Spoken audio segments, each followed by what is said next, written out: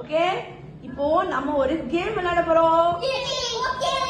சரி சரி, கேம் என்ன தெரியுமா? அதாவது இங்க ஸ்ட்ரெயிட் லைன் போகுதா, இந்த இடத்துல அந்த ஸ்ட்ரெயிட் லைன்ல காலை விரிச்சு வைக்கணும்.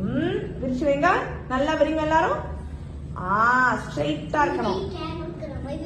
கரெக்ட். 2 fingers கேப் இருக்கிற மாதிரி இருக்கு. காலெல்லாம் விரிச்சுட்டு அப்படியே மூவ் ஆகணும். யாரு காலை அப்படியே விரிச்சு வச்சு மூவ் பண்றீங்களோ அவங்களுக்கு first prize. Yes, ready, start.